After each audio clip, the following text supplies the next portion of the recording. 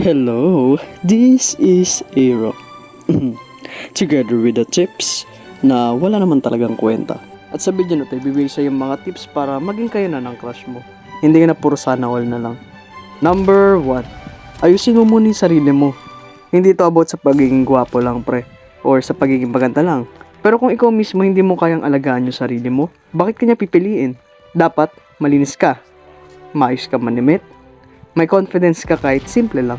Kasi yung attraction, nagsisimula yan kung paano madalhin yung sarili mo. Tip number 2.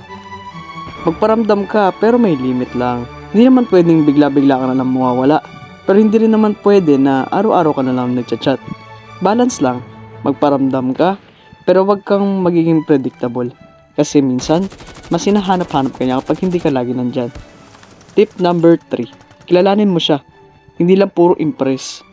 Common mistake to bro eh. Puro impress lang tayo pero hindi naman talaga tayo nakikinig. Tanungin mo siya. Makinig ka. Tandaan mo yung mga maliliit na details. Kasi yun yung mga factors kaya siya napafall sa mga lalaking marunong makinig, yung hindi lang puro salita. Tip number 4. Gawin mo siyang comfortable sa'yo. Hindi mo kailangan maging perfect. Kailangan lang maging safe siya sa'yo. Yung tipong kaya niya maging sarili niya kapag kausap ka. Konting humor, konting sincerity. Yan yung combo na mahirap i-ignore. Tip number 5. Magpakita ka ng intention. Ito na yung turning point. Hindi ka pwedeng friend lang forever. Paramdam mo at eventually, sabihin mo na gusto mo siya. Hindi agad-agad ha, pero wag mo rin patagalin hanggang maunahan ka. Tip number 6. Tanggapin mo kung ano man ang magiging resulta nun. Bro, ito ang pinaka-real ha, o ito yung pinaka-totoo. Hindi lahat ng crush magiging kayo. Hindi ibig sabihin nun, talo ka na. Kasi yung lakas ng loob na umamin ka, dun palang panalo ka na. Sa dulo, hindi goal na mapasagot mo lang siya.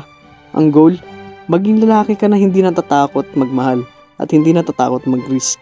Kung ready ka na umbusad, comment mo, ako na next. At kung gusto ka ng mga gantong content, follow mo lang ako. I-like mo na tong video na to at kung hindi ka pa nagsusubscribe, mag-subscribe ka na sa Galawang Aero para sa mga pro tips kung paano mo makukuha yung crush mo. Salamat, mga bossing!